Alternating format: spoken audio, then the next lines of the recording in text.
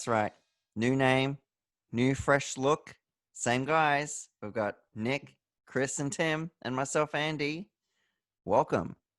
So yeah, you can catch our new socials. Well, the new name and such. New old socials. New old socials. That's right. So on Twitter, Facebook, Instagram, and it's just the one name now, Toffees Victoria. So please look out for those. And so guys, what a week. What a week this has been. Yeah.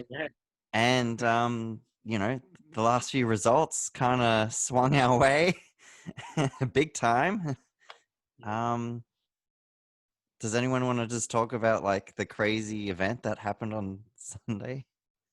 I woke up. I woke up to, I think, 50 WhatsApp messages from various people, just talking about, have you seen this? I think there's a few people in the UK saying, wake up. Yeah. Have a look at it. And I don't know what's happened. I mean, I think the only thing you can sort of point to is the lack of crowd and just the.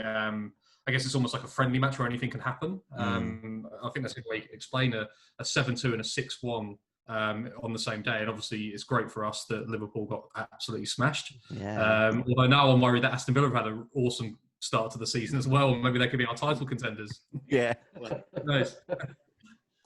2007, where us and Villa are competing for the last Champions League spot. 2020-21, we're competing with them for the league. So what a time to be alive. Honestly, it smacks of just 2020, doesn't it? I mean, Yeah. in what universe do you wake up in the morning and see that a team that almost got relegated last season smacked the previous season's champions 7-2? I mean, in what world does that happen? I was certainly pleased that it happened, but at the same time, my head was kind of exploding. I think my nose started bleeding a little bit. It was very strange. Yeah. I mean, Liverpool, I only saw the goals. I didn't obviously watch the game as none of us would watch them, unless it was obviously against Everton.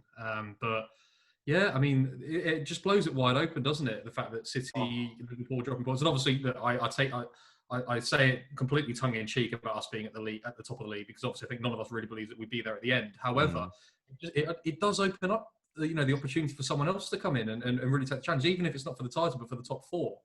Truly, it's anyone's game now.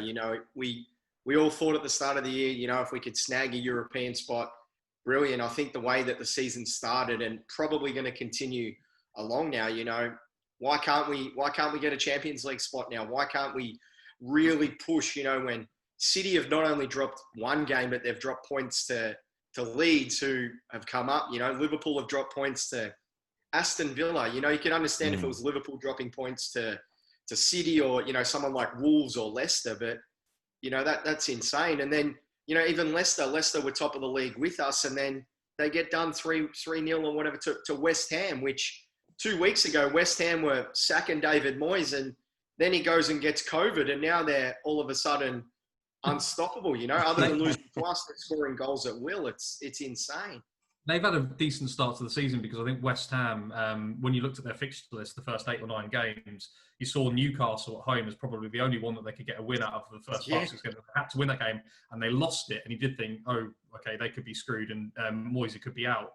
But they've got, some phenomenal results. Them smashing Wolves 4-0 and then going away to Leicester and winning 3-0. It just really drives it home that the league is just absolutely berserk, and it honestly is up for anyone at the moment to make their mark. You think Moyes could be in trouble there, missing those 2 games, working from home, I guess? Does that sort of say to the board, the other manager in there is doing the job? Maybe if a few results against them. It's Alan Irvine that's right. Yeah. It is. That's right. It is Alan Irvine. Yeah, I do think it's I know, obviously, we joke about it, but it's coincidence. It's still David Moyes' team. He still sets up the players. He still trains the players. So I think, credit where credit's due. And I'm one of the, not about few, but I'm one of a select group of Evertonians that wish David Moyes all the best. And I always look out for West Ham and hope they do well because of him, really. So I'm probably one of the few that thinks he was harshly treated at Man United.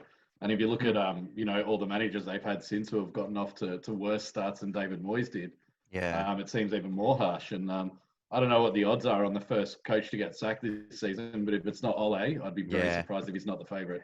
Yeah, so the media's... Their team's unbalanced. Harry Maguire looks like an overpriced piece of garbage. They've got no defence to speak of. They've got a great midfield and attack, but they're not gelling. They've gone out and panic bought Cavani on the last day of the window because that's what they needed, another striker. I just think they're probably the one that drops out of the top four as things, based on the 4 games evidence that we have so far into the season. The media is already jumping on the fact that United have reached out to Pochettino for potentially coming in and trying to rescue United, because the way they have started, and I've watched all their games. Okay, Marshall did go get sent off to a pretty average red card. He did touch someone's face, but I've seen less, more. It was a bit of a joke. So, it was a bit of a joke. Absolutely, it was very, very, very soft. But you take that out. That was a red. It's a red for both, or just leave it for both. You know what I mean? I know it's always a guy who retaliates who gets caught, but ridiculous. Yeah, but even taking that out, they were just horrible, and they weren't going to score except for getting a penalty again. If anyone in their fantasy side doesn't have Fernandez, because he's penciled in every game penalty, no matter what, he's going to get a penalty, and he scores them all the time. So other than that, they didn't even look like it, and I would not be surprised if, I think they've got a few tough games after the international break, and they drop a couple of them, especially going away in Champions League as well now. If they were to drop a few games quickly, Ole would just be straight out. I feel a bit sorry for him. I think that and it's been the same at United for several years now. It's just the since Alex Ferguson left, just the players just don't seem to want to be there. It's a payday for them. They're not getting the balance right. They're panic buying and spending too much money on average players that may or may not want to be there. I think they got it right with Fernandez. I think he's a good player. Seems like a good guy as well. But the rest of them, I think they could be in trouble. I think Arsenal have done really well in the transfer window. I think they'll be up there and could potentially take a United or a United place. And Chelsea as well have got the players, although it hasn't really clicked yet. So we'll see what happens with that. Yeah, definitely. Crazy weekend. But let's get to the main game. Everton versus Brighton. Tim, kick us off. Obviously another great win. Undefeated, top of the table. I said start of the season from the first 5 games, I expected a minimum of 10 to 12 points to show sort of real progression, and obviously we've already got 12. So I'm wrapped with that. Obviously I'd still like to win the derby, but that's a week and a half away, and as we've seen, anything can happen between now and then. Look, I think obviously Jordan again, Pickford, the mistake that cost us a goal. And there was actually one later in the game as well that he parried out virtually to the penalty spot from a corner. And Tom Davis actually did really well to get rid of it. So Pickford's again a liability. I know we'll talk about transfers later, but I'm not certain that Olsen is the answer. But I wanted to highlight a couple of individual performances from the game. Firstly, Iwobi. So anyone who's still knocking on Iwobi needs to wake up. I know I've been a big supporter of his. I think he's unfortunately got a. You got a portrait of him in your lounge. I do. Right next to the one of Moise Keane.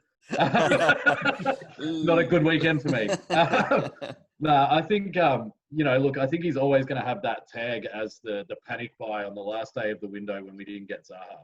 But I mean, people need to realise that we would have always had a backup plan for Zaha. You know what I mean? Like we tried to get Zaha right up until the last minute, then we gave up, and Iwobi was probably always the plan B, if you know what I mean, because we needed someone there. Now he spent all last season out on the right. He's not a winger. He played well in the few Carabao Cup games he's had this season. And I know in our WhatsApp group, a few people mentioned that. So obviously he came on in place of Richarlison when Richarlison went off with his niggle. And that's his position, playing on the left, cutting in from the right. That's what is going to make it hard for him to get in the team, because obviously Richarlison owns that position. But he came on, he got an assist, and the pass before the assist, or as we learned last week, a shot-creating action. And he's now got 2 of those for the season, which puts him second behind James. Fair enough, only one game. but he did things. He created things, and that's what he does. And when he's in his more natural position, he looks a lot better. I mean, personally, if we had to clear out someone in midfield at this stage, I'll be saying keep Iwobi and transfer out Bernard. Sorry, Nick. If it came down to those two, for mine, Iwobi's a better choice. He's younger, he's English, he knows it, and he's more suited to the Premier League. The other one I wanted to highlight was Davis, another one who's cops a bit of stick from the fans. I was a bit nervy going into this game with Alan being out and then Gomez out as well. And when I saw the team lineups named, I figured Doucouré would be the one to drop deep and take Alan's position as the sort of the protecting the back four. And it was actually Davis, which surprised me. I think he's a bit of a victim of his own versatility in a lot of ways, and we don't really know what his best position in the midfield is. But I think he did a really, really good job playing in that sort of holding midfield role. And again, then he was moved out to right back after Seamus went off, and he performed well there as well. So I think, if we can get a few more performances like that from Davis, he'll be very handy. So overall, a good win. Once again, I think I mentioned every scoreline I predict this season will include a goal against for us because we're still a bit suspect defensively. Look, the first goal, obviously Pickford's fault. The second goal, not much could be done about that. That was just a great strike. But yeah, again, 3 points, top of the league, a couple of good performances from players who are on the cusp of the team, showing our depth. So yeah, I really can't complain. Nick? Yeah, I would echo that. I think it was a really good performance where, Brighton played some good football, and I think they showed that as well. They actually had the majority of the possession. I think, depending on what sources you look at, I've got 57% here, and they actually completed a couple of hundred more passes than we did as well. So I think it just highlights the fact that I think that if you look at the goals as well, we're just getting in the right areas and finishing them off.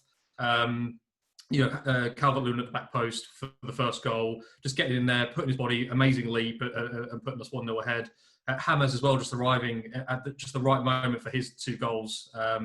And obviously we're scoring from set pieces as well with Mina's goal. So it's all looks good. Even if we're not dominating possession, dominating passes completed or chances created, we're still scoring 3-4 goals a game, which is absolutely fantastic for all of us. Yeah, I echo that about Iwobi. I think absolute credit to him. He was involved in the 2 goals, set up one directly, and was involved in the shot creation, chance, whatever it is, as well. So he looks like he's good. And we demonstrated a strength in depth which we haven't had before with Davis and Sigurdsson playing. I mean, we didn't have anywhere near our best 11 starting, and we still pulled out a pretty dominant performance. I think the goal at the end was just a fantastic strike by Basuma, was it? And you can't do anything about that. Yeah, look, I mean, we speak about him every week, but Jordan Pickford he's just got to do better. It was a straightforward catch, and I don't know what he's tried to do, whether he's tried to sort of bounce the ball or it's just slipped out of his hand. I'm not too sure. I also think Keane could have done a bit better on the line. That probably is harsh, but yeah, I just think in that moment there wasn't anything that went for us, but Pickford just ultimately needs to do a lot better. But yeah, ultimately, absolutely thrilled. We're top of the league, 12 points, 4 from 4. I think with those fixtures that we had, they're not the hardest on paper, but I think to get 4 wins is an absolutely fantastic result going into the derby. Andy, what about you, mate? Yeah, fantastic result. Calvert-Lewin's that leap. I thought he was just gonna launch himself right out of the ground. He was jumped so high, but just great header and then Pickford's little I don't want to touch the ball moment. It wasn't good. Like, he knows the attacking players right in front of him. Why would you go for sort of like I guess he was trying to parry it away, but maybe fist it away or something. I don't know. Just do something, not what you did. But like to make sure that we equalize right before halftime was really good. Great run by Coleman, and then getting the foul, and then James' pinpoint accuracy, incredible. And then for him to get the 2 goals, basically almost the same. Just really fantastic, and to do that all in that terrible weather, like it was just full on bucketing down. I think James, bless his cotton socks. he must be thinking, what on earth is going on here? He's come from Madrid. Okay, Madrid, Munich. Obviously, he's Colombian-born, and yeah, he must be walking around Walton in a pouring down rain, just thinking. Yeah, I just love the team dynamic, and you saw that with James' second goal when he just went up to Decore and he's doing the finger guns and stuff, and everyone just got around him, and just everyone's got each other's back, which is really good to see. Yeah, just fantastic. And their second goal was, you can't really stop that though. Walcott probably should have put a bit of pressure on them, but he's moved on now. But brilliant stuff. Chris? I pretty much echo what you three lads have said. I think the only thing I should probably really add is that man of the match, I think, was probably Mina. I think he was a boss the whole game. He tackled hard. He obviously he got a goal, but I think he was brilliant once again. Stopped a lot of shots. That's the year he made it. Yeah, absolutely. He chased down as well, and he didn't give away. Where sometimes last year he'd tackle and give away fouls, whereas against Brighton he was really clean, which was good. And I think the most pleasing thing out of the performance is that last year Pickford gives away a goal like that. We go 1-1 with the team we had and the way we were travelling. We would have bottled that game and lost for sure.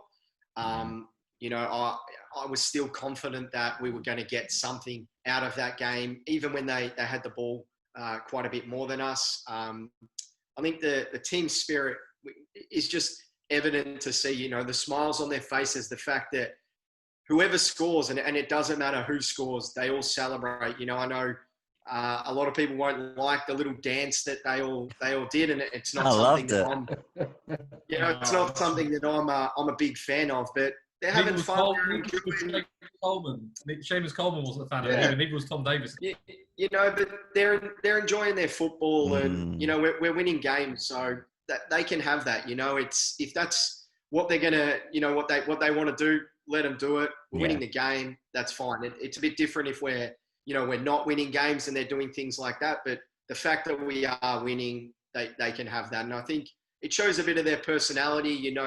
That the team and the team camaraderie around those guys, the Colombians and Calvert-Lewin was quite good. But overall a good game. I think echoing what I said last week, Decore solid as ever. Defensively, another rundown tackle. He actually was really good going forward as well. Decore probably should have scored one himself. There was an opportunity on a break where he should have had a shot just inside the box, but instead tried to pass it off, and they actually cleared it. So plenty of really, really positive pieces of play.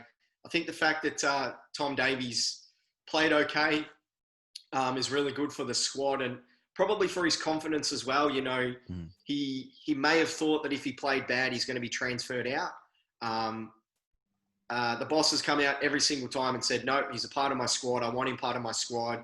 He's thrown him in. He's given him the defensive role. He's then gone, well, I need you now to go to right back to cover there. That's probably in Tom Davies' mind going to go, well, you know what? I'm not just in this squad for one position. I could play a few positions, and the boss is thinking of me, and I'm a chance to get minutes. So I think that was a positive. And I just want to throw another one out for Sigurdsson. I didn't really notice him a great deal in the game, and to me that means he's doing his job. He's not turning it over or anything like that. And the assist for the first goal was brilliant. It's a quality ball to the back post really, really quickly, so they're onto it straight away. So game awareness, perfect. So a really good effort by him there. And that sort of effort from those, I'll call them fringe players, but they're sort of our second stringers. That's exactly what we need. We need them coming in and putting in a shift and playing well, scoring, getting assists, because if they're not, then the boss is going to go, what's the point? I'll look elsewhere. I'll look for the younger kids, that sort of thing. But them putting in a shift and playing quite well means the boss is going to go, well, okay, I have the ability, if I need, to rotate players through to keep people fresh and firing when we get to, especially somewhere like December. December, I think we've got 7 games. So to have that really, really positive problem, I say, is something that as Everton we've not had in a long time. On Pickford, I think he tried to catch it. He just wet ball, not really an excuse. Pretty poor. He's lost his England #1 spot to Dean Henderson, which hopefully is a bit of a kick in the pants for him to improve and to go, okay, I need to work harder at this. I need to be better. Otherwise, I won't be England #1 anymore. And Everton's just gone and bought in a keeper, which we will touch on. But they've gone and bought someone in who wants to come in, and Olsen said straight away, I want to be #1. I want to push Pickford. He may not do that, but I'm hoping that Pickford goes, I really need to work harder. So hopefully it's just a little kick that he needs. Luckily, it didn't cost us any points. You know, we all said at the start of the year when he, obviously in the Carabao Cup, where he cost us, that if he is to cost us points in the league, it could be curtains, but thankfully it didn't. So we take the 3 points. You know, we all have a little bit of a joke after our game when, you know, we go top of the league, and how good is it to not think that we're going to be there for the end of the weekend. So to finish there, not only for the end of the weekend, but for the next week and a half, we need to relish it. I think we've probably aimed a bit low for our expectations of just making Europe. I think the way everything's panned out, you know, the opportunities, the sky is the limit now. You know, if we can go on a run and who knows, you know, this is football. This is the COVID era. Let's call it a football. This is no fans. Anything happens. City drop points, Liverpool drop points, United are rubbish. You know, Aston Villa's second. So I think that, you know, I know it's still early, but if we go out in the derby and get a result, you know, we should be aiming top 4. And you know, I think that's something that we can realistically achieve now with the squad we've got. Oh yeah, definitely. The squad's just looking really good. And yeah, you mentioned man of the matches before, and yeah, I agree. I think Mino was brilliant. I think on the game it went to James, I think. Yeah. James is always going to get the accolades he deserves. You know, 2 goals and an assist. Yeah. Brilliant. That's what we want. And I think James has been given man of the match nearly every game by the fan polls and things like that. But overall, you know, Mina he does the stuff that's not often heralded and not often credited. Yeah. And, you know, we put a lot of, you know, we say a lot about Mina. He's slow and it's a bit like a giraffe and can give away fouls. And some games he definitely can, and we've seen that. But he's putting in some solid shifts. And, you know, I said at the start of the year that I thought he was actually going to get moved on. I had a feeling that he wasn't too happy at Everton anymore. You know, he's had his injuries and everything. But I think he's turned a corner, and we're seeing the Mina that we paid 50 million for. So I'm really, really happy that. So all good. Yeah. All right. And with that, there goes the whistle. So here's halftime. We'll be back.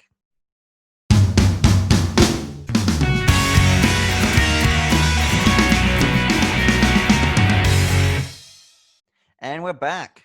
We are back. So let's talk some transfers. It's been deadline day and it's done. So Nick, tell us all about it. Yeah, so we've signed a couple of players, haven't we? And I think probably I'm quite excited about one and not so excited about the other. It's Godfrey and Olsen. So Ben Godfrey, I think, is a really good signing for us. I think, you know, it just adds to that depth. We've now got, I know Holgate's injured and Branthwaite is as well, but we've now got sort of 4-5 centre-backs who are now competing. I would imagine Branthwaite, when he's fit, will go out on loan. Yeah, really good signing. I know Norwich fans are understanding, but, you know, obviously upset that he's gone. And I think he was probably their best player, or one of their best players last season, which is a good sign. Olsen, I think, sort of reeks of desperation a little bit. Is he the person that's going to push Jordan Pickford to being better? I don't think so. from what I can see, like I've never seen the guy play, but he was, quickly he was bought as the number one goalie for Roma for quite a lot of money. They quickly realised that he wasn't up to the standard and dropped him. He went out on loan to Cagliari, and I've just done a quick sort of look on Soccerway and looked at all their games, because he only played about 17 matches. So I thought, okay, maybe he was injured, but no, he was on the bench for a lot of them. So they obviously didn't think much of him either, or maybe he struggled to hold down his place or fight his way in.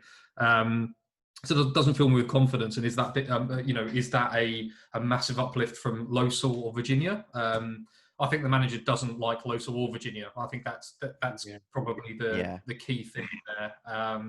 So yeah, not too excited about that. Overall, though, the transfer window has been absolutely fantastic. And we can talk about individual players in a second, but let's talk about Olsen and Godfrey and the transfer window. Chris, what did you think? I think Godfrey is a brilliant signing. I think it ticks all the boxes of the Mashuri and Marcel Brand sort of transfer plan. He's young, he's English, he's left-footed, he's exactly what we want. Even if he doesn't play a lot for us, I think he's got add-on value. He's playing in the England 21s or 23s, whatever setup. They were touting him at Norwich as a future captain. So he's obviously got the leadership abilities as well, which as a centre-half is exactly what you need. I think he's going to work really, really well with, the players like Holgate, very similar age to Holgate. I think they might work really, really well. And, being young as well with Branthwaite, I think it'll tie in. And I wouldn't be surprised to see him sort of sitting on the bench a little bit now until Holgate is back. But I would see him, getting some cup games and potentially pushing them. I know he shipped a few goals last year with Norwich, but Norwich overall were pretty poor. So it wasn't just him; it was what was in front of him. But all the fans from Norwich are, they were sad to see him go because they thought the potential was there. So. Great signing that, in my opinion. I think you're spot on, Nick. I think Branthwaite goes out on loan now. I know the transfer window, it's not fully shut. We can still sign players from the EFL, and we'll get onto that shortly. So I wouldn't be surprised if Branthwaite is used probably as one of those deals that we potentially may still have to do. So brilliant signing there. Olsen, man, it's just a signing. I think with Pickford's mistake, they probably went and said, we have to get a keeper in. It's really odd because we signed Virginia for a 4-year deal after he played the first Carabao Cup game. It was like, what is going on here? The lad's played. He's played okay too. Why have we signed him on a 4-year deal and then we haven't seen him since? He hasn't even featured. He wasn't even on the bench for any of the other cup games. So I'm not sure whether they're potentially going to loan him out again. I know he never really got a gig last year when we loaned him out to Reading, I think it was. So it's a bit of a desperate one and probably an old Everton signing. Let's just get someone that we can. It wouldn't be Everton without a random goalkeeper on deadline day, would it? We've had some absolutely random keepers in our time. Yeah. I thought we were going to go for Romero from United, and I think they did, but United just dug their heels in and said, we don't want to sell to a rival. And that says a lot more about Everton than it does about them. It says that, we are now the team that these other clubs are thinking, why would we want to give them a player to make them better? We don't want to do that now. So I know Romero's wife come out and had a lot to say on that. So it'll be very interesting to see if he sort of stays at United or they just cut his ties. So overall, those two, one good, one okay. Yeah, but I don't think he'll take Pickford's spot anytime soon. Tim, what did you think? I don't really understand the Olsen transfer. To me, I guess it means Chris may be right. Maybe Virginia's going on loan, or I think more likely Losel's on his way out the door. I guess we don't need 4 goalkeepers, so one at Virginia or Losel has to go. Losel might go back to Huddersfield again for the season. Who knows? Got pretty wrapped with that signing. I think, as Nick, you said, it gives us 4 strong starting centre backs now. He's young, he's English. I'm not sure everyone's aware as well, but there's registration rules in the Premier League where you have to register a certain amount of homegrown players. And we only had 8 before we signed Godfrey, one of those being Branthwaite, which is the minimum that you need. Okay, so that might have played. That might have played. Yeah, that may have played a part in it as well. We literally have 9 English players in our squad now, and one of them is Branthwaite, who doesn't technically need to be registered because he's under 21. But yeah, so that may have played a part in perhaps why we pulled out of the Gabriel signing and went for Godfrey in the end. To be honest, I was just wrapped that we did sign Godfrey because I thought our business was done. I thought we'd spent all the money that we had. A couple of things I'm not so happy about is Moise Keane going out on loan. I mean, obviously, there we go. Obviously, I love Moise. I don't think he was given a fair shout. Look, every game he started, he scored. You can't ask for much more than that from a striker. But take Moise Keane out of it. We're now going into a season with one recognised striker. That's a lot to put on Calvert-Lewin's shoulders. Obviously we're into the quarterfinals of the Carabao Cup now, so you'd think the squad's going to be stronger in that, although that's not till December. But also in December, as Chris mentioned, we have a run of 7 games in a row, and off the top of my head, a few of those are quite tough games as well. They're very tough. Very tough. And Calvert-Lewin throws himself around. He's a big body. The guy's got muscles my body doesn't even know exists. He's a big unit, but he does throw himself about. He's combative. If Calvert-Lewin, touch wood, I hope it doesn't happen. If Calvert-Lewin goes down with, say, a 2-month injury around Christmas, well, we're up the proverbial creek without a paddle, really. Who's going to come in? Alice Sims, okay, he's been doing well for under 23s, but it's a big step up. I guess the other option is to put Richie there and play Iwobi on the left, but I just think it's left us very light on in the striking position. So yeah, I think Olsen was a pointless transfer. I tried to find out a lot about him. Couldn't find much on Google, but everything I did find was not good. He's a big lad, apparently, like very tall and rangy, but prone to pretty much the same amount and type of mistakes as Pickford, from a lot of the things that I read. So it really doesn't make sense to me unless, as I said, Losel or Virginia are going. But yeah, obviously Godfrey a really good signing. What do you reckon, Andy? Godfrey looks really good from what I've seen. And Olsen's very strange because I've just heard mixed things. Like some people have said, no, he is good. And he had a really good World Cup with Sweden. But, that was ages ago. So, yeah. And so did James ages ago. So who knows? Exactly. Yeah. Times change. So, it's interesting. But, we had some players go out and Theo's gone back to Southampton on loan. Which we're sharing the wages with them. I wish him all the best. Like, I hope he does well there. He's a nice guy, Theo, and I think I like him around. I'm actually quite sad to see him go. I think because it is going to be the end of his time at Everton. Let's be honest. Yeah, and good bloke, but he just wasn't good enough. So I don't think anyone harbours any ill will. But yeah, sorry, Nick, continue. No. I was just I just think. He's a good guy, but obviously with Carlo Ancelotti's new magnificent blues, he doesn't really cut the mustard. So see you, mate. Yeah, sorry, buddy. Sorry, I'm talking to you anyway. And he actually come out Theo Walcott in his to his credit and said, thank you to Everton. You're gonna have a really, really good season. I wish you all the best, and I'll see you when I see you. So not a lot of people do that normally when they go out on loan. It's just see you when I see you, but.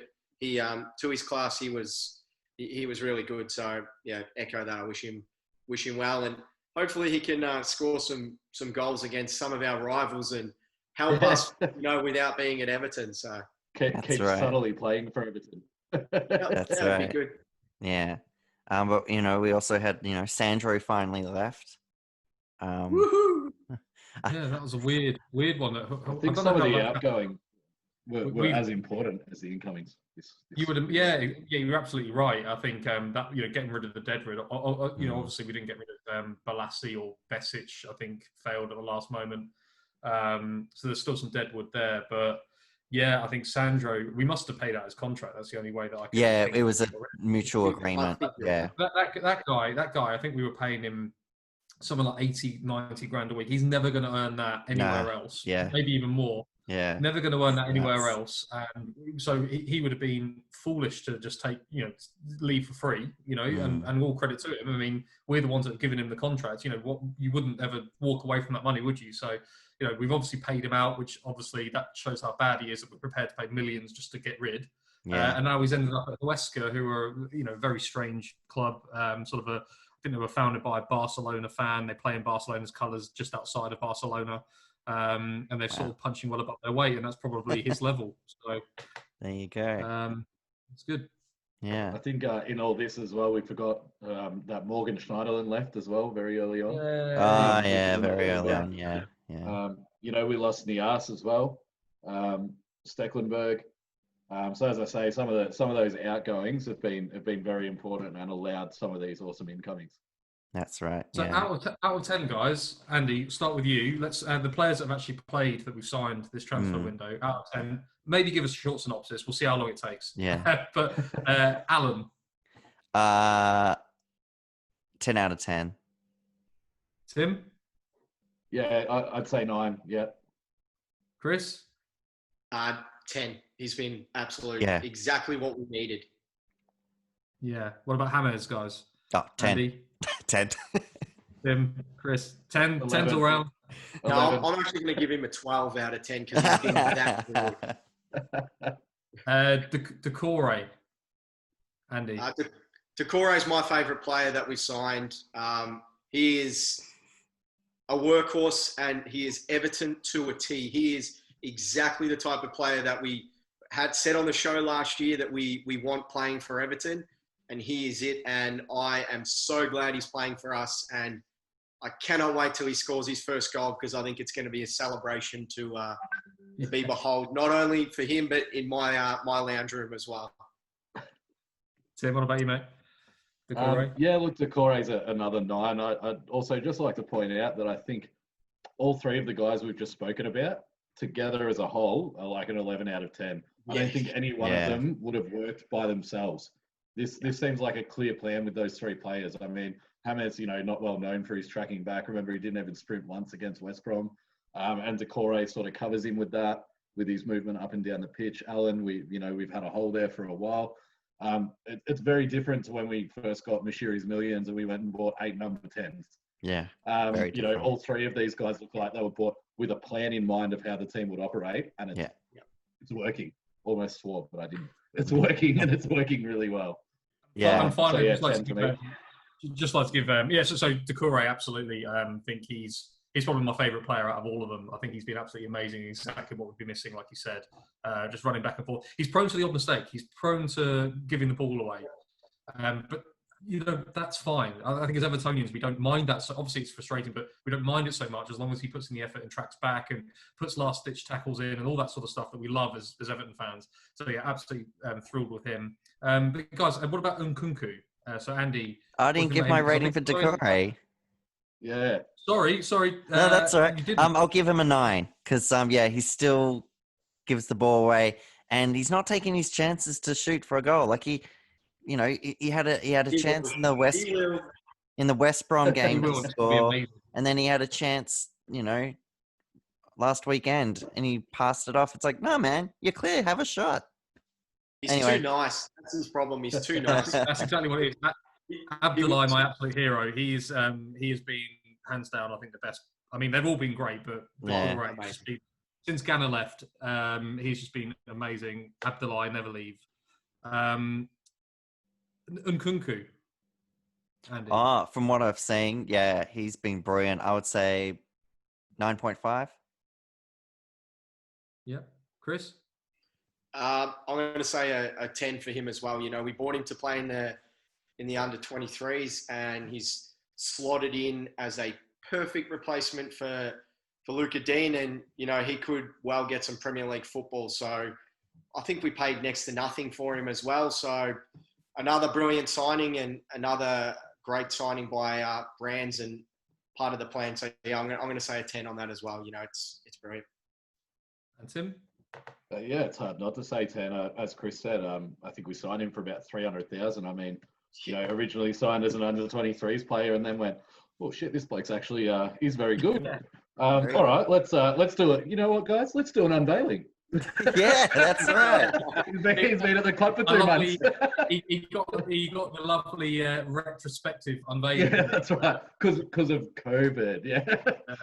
But no, obviously, he saved us probably a ton of money having to buy a backup left back, or not necessarily a ton of money, but definitely a headache of trying to find someone on loan or whatever. I think he's proven if he ever needs to, he'll be able to step into that first team. So for the amount of money we paid for him, and just to point out, I reckon these guys that we've signed, like Doucouré, James, and Allen, let's say the Holy Trinity, as I call them, they cost us a total of, depending on reports, let's say conservatively 60 mil, but James was potentially actually free, so maybe 45, right? Look at Havertz, 71 million. What's he done at Chelsea? Werner, 50 million. What's he done at Chelsea? I could go on and go through the list of the most expensive transfers so far this season, and not a single one of them. I have the list in front of me now. Like Donny Van der Beek, 40 million. Not a single one of these guys has hit the ground running. Well, he's been on the bench. Yeah, that's right. Rodrigo to Leeds. I mean, he just scored his first goal this week, and he's been coming off the bench. I mean, for the amount of money we spent, 3 extremely astute transfers compared to the money that others have spent. I think not only that, the transfers, when we got all 3 of them in, we all thought it's going to take them a while to get up to speed with Premier League football, but they have not missed a beat from the first whistle against Tottenham to obviously now they've played. And yes, I know Allen obviously got injured, but it was a precautionary thing for him to not play against Brighton. But all 3 of them have just been, and Nkunku as well, have just been top notch and have renewed, they've given some renewed positivity through the squad, which I think not only them just coming in, but the way that they've gone about it, and it's boosted everybody around them. So quality signings across the board for every reason. So reports of James' demise seem to be severely premature. Yeah. All those top 4 club supporters who were laughing at us when we signed James, saying he's cooked, he can't run, he's no good, he'll be in the injury room all the time. He just played 2 games in 4 days and was great in both of them. Who's laughing now? Really? Exactly. Good luck with Cavani. Yeah.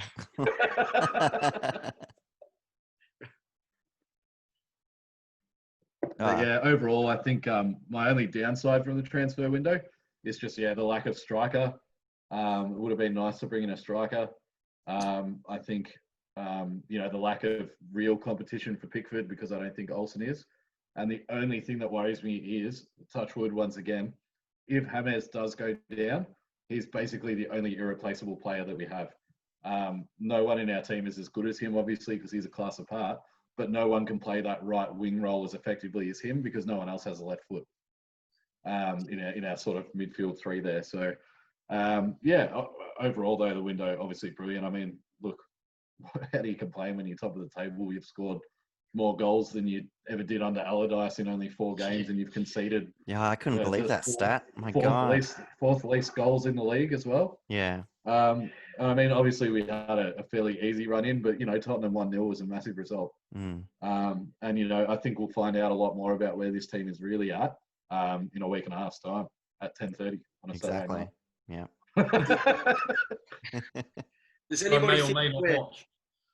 anybody think that we're still we're going to raid some of the EFL clubs for a striker? I know we've all been talking about Josh King and even Sarr from Watford. I know obviously we have a little bit of currency in Besic and Balassi. They're probably championship quality players, so we could still potentially move them on to or let them go to championship clubs.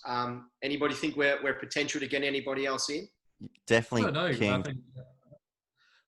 think, King's been touted about amongst the fans, but rumours are that he's on his way to West Brom. Oh, okay. Who knows what's going to happen with that? There you go. Sarr at Watford. I don't know if he's an out-and-out striker, whether or not he'd be, much of an improvement. But again, rumours of him and Man United. So I don't know really. I don't really have. I think we are a little bit light in that area. That's the only thing I can think. Now, this is the thing. I'm going to have a bit of a rant here. This is the other thing that really, really upset me about Moyes. All right, Andy's cutting me off. Is this like when they play you off in the Grammys? No, I'm not playing. Oh, wait, that's my computer making noise. Never mind. Apologies. One of my tabs just started playing a really weird song. Right, we'll pause that. Sorry, guys. I was actually trying to look up the value of Josh King. Now, back to my rant. This is what really annoyed me about the Moyes King. So he's gone, right? He's gone on loan. Mm. So we're not making any money off him. I guess presumably he's going to come back, next season. How much is he going to play at PSG, really? I don't know. Although, having said that, someone told me they don't actually really have a striker, particularly now that Cavani's gone. So maybe he will get a few games there. But on the flip side, he's only gone on loan. We're sitting here talking about bringing in Josh King, right? Now, if we want to be top 4, Josh King's not in our best 22. Why would we go and spend 15, 20 million on this Norwegian guy when we've got Moyes Keane there, who, in my opinion, is a star in the making? Like, it makes the whole loan makes no sense unless we already had a plan to bring someone in. Well, I think not make sense. Well, I think Ancelotti. I personally think Keane has displayed some sort of bad attitude behind the scenes. I totally agree. And some sort of thing that maybe he's not pulling in the right direction as everyone else has seemed to be. Because I think it seems to me like players like James, Alan, and some of the others who traditionally might think they're above Everton. They've obviously pulled together, really bought into the vision and Ancelotti's team. And we heard about Ancelotti asking players, "Do you want to be here? Do you want to sign for Everton? Whatever." And the only thing I can think of is that Keane has displayed some sort of negative attitude or some sort of desire to be elsewhere, and that's the only way that I can add up. I don't know if that's true or not. That might be unfair on him, but that's the only way. That's the only way it makes sense. It's the only way to explain it because Ancelotti spent up until the minute Keane walked out the door for PSG. Ancelotti spent all that time saying he's got a place in this squad. He's going to get Premier League minutes this season. He's an incredible talent. I think that move was more what Moyes Keane wanted as opposed to what Everton wanted. But what I'm saying is, we're talking about rating the EFL. Why would we go and pay 15, 20 million for some jobber in the EFL? It just doesn't work for me. You know what I mean? It literally makes sense. I totally agree, but I think, Moyes Keane come to Everton with a lot of expectation on his shoulders, and he probably thought when he come to Everton that he was going to walk into the first team, coming from Juventus and being in the Italian national setup, that he was going to walk in, and he didn't expect to run into, Calvert-Lewin, who's come from, realistically, the start of last season, Calvert-Lewin wasn't anywhere near what he is now, and Moyes Keane could never have predicted that. So I think there's that, and then he obviously had that little issue during COVID where he got in a little bit of trouble. So I don't know whether he's just not settled into life in England, in Liverpool, and he's still, I think he's 19 or 20. So he's a young kid. He's a young guy. So I think he is going to have a bright future because, like you said, Tim, he scores pretty much everywhere. He scored every time he started for us. So I think there is some future there for him. But I think right now he's probably gone and said, you know what, I'm not going to play here. I don't really like it in England. Calvert-Lewin scoring every week. I'm not going to get a start anytime soon. His manager's probably gone, you know what, I can get you a good deal. PSG, you can go and play for them. You might come off the bench. You might play some Champions League football. They've got a couple of Italian players playing for them as well. There might have been a little bit of a pull there. So I think he's probably just put his selfish hat on and gone, see ya. If you can get something for me and get me some game time, I'll take it. And then he's gone. So I think the one thing in the strikers that I'm really keen is Alice Sims. I think probably deserved his spot. I think he's scoring 1.8 goals a game for the 23s for the last couple of years. So maybe Carlo sees something in him and is willing to give him a crack. The only issue with that is we don't have any cup games now until December, and it's a big cup game. So realistically, he's going to get a little piece of minutes potentially off the bench later, between now and then. Other than that, you can't really see a lot for him until FA Cup, which is the start of January. So it's a big risk, and that's why I think we have to bring somebody else in as cover, unless he's going to use Richarlison there. And, touch wood, Calvert-Lewin, even already so far, he's come off a few times and there's been ice on his hamstring. Yes, he hasn't. Gets injured, right? I know we've got a lot more creativity and we're bang on. I love the way we're playing at the moment. But let's not forget Calvert-Lewin didn't score a single goal at the end of last season after Project Restart. What if he hits a spell of bad form? Who do we bring into it? It's like Pickford. There's no pressure on him to perform now. Yeah. There's no one breathing down his neck for that striker position, unless it's Trent Tasson. And if it is, Tasson will be 50 yards behind him because he's so slow. It's a very odd one, which I honestly think there is a backup there. I think we're going to bring in Sarr. I think they've been looking at him for a while. He was linked right at the very, very start, and I know he is more of a winger than a forward, but once again, he's another young player that ticks all those boxes for us, and he has played up top for Watford when Deeney was out injured for quite a lot of last year. So I wouldn't be surprised if we went in for him, and part of the deal is here's Balassi, here's Besic, and you know what, we'll even give you Branthwaite on loan for the rest of the season as well. So because that's the major issue with that's the major issue with them selling. They don't have a replacement because they got no money, and they don't want to worsen their chances of getting promoted back to the Prem. So that's probably the only one I would accept. But let's not forget that Liverpool really wanted him, and in the end they went for Jota because of the ridiculous amount of money Watford were asking. While I would accept him, I don't think we'll get him. Yeah. But So anyway, sorry to go off on that Moise Kean rant. But as I said, that's my only concern. Obviously, is that we're saying we've got good squad depth, and I think we really did until Moyes left, and that's my only concern. So yeah, otherwise, great transfer window. All right. Anything else to be said, guys? Or we'll wrap it up there. Enjoy another week and a half on top of the league. I think we need to end it on a bit more of a positive note. So, obviously, despite all that, we're top of the league. Yeah, top. We're scoring goals. 100%. And we're not conceding very many. Yeah. That's it. Who would have thought? And 6 a.m. in the morning, Calvert-Lewin going to play for England. So it's on Optus. So everyone get up. I reckon I wouldn't be surprised. It's a friendly if Keane, Calvert-Lewin both get a start in that game. So if you've got time, get up and watch it because it's exciting for us to have another young player playing for the English national team. And Everton's got a proud history having a lot of players come through that team. So it'd be good to see him play, and hopefully he shows the rest of the world what he's turned himself into, and all credit to the lad. Definitely. 100%. All right, and with that, that's the end of the show. Thank you for joining us. You can catch us on all our socials. Toffees Victoria. That's right. Because they're all just called one thing now. That's it. One thing now. We've done it right. So yeah, till next time. Come on, you Blues.